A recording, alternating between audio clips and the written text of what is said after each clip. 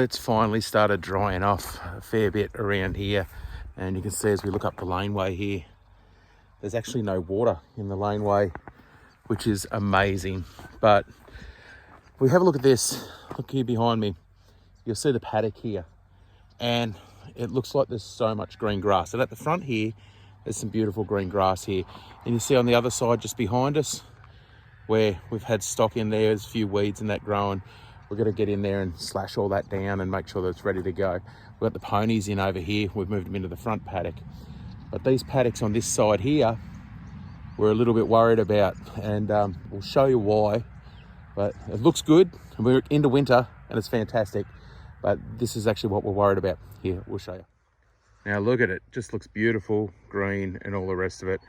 But what you don't realize is this here has been underwater. It spent nearly 5 weeks saturated by water. So the stuff up here at the top is fantastic. But if we look down to the undergrowth, this is what it's like underneath. And it's just the dead grass, and all this yuck is all just in there like that. So we've got to figure out what we're going to do, whether we're going to let them in to eat it and risk it underneath, or whether we just slash it and then till it all up. I'm thinking we give it the winter. We might just slash it off the top. There's really not much up here. There's plenty on the other side of the paddocks, but as we get up in through here, you notice there's really not a lot in underneath at all. Just walking up here now, you can see where it's all been underwater. All these sections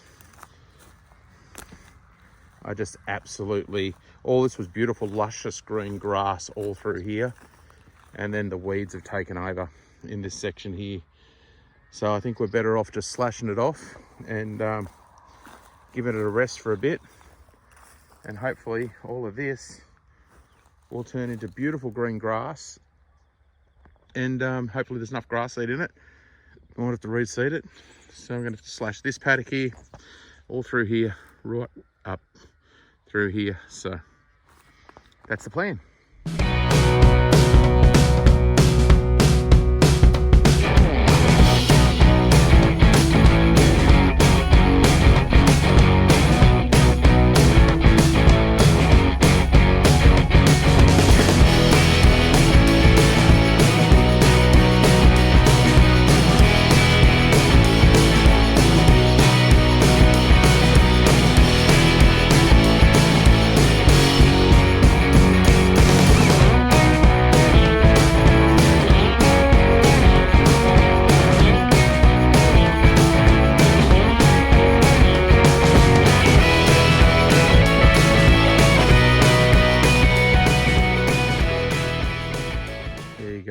What a difference it makes.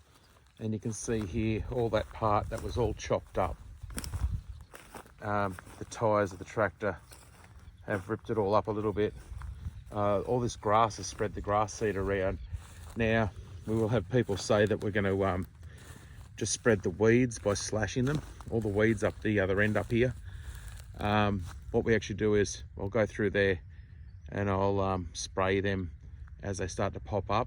But we are in winter in Australia, so the cold weather hopefully will set in the next couple of weeks, and the weeds don't seem to like that as much. So that's looking absolutely beautiful.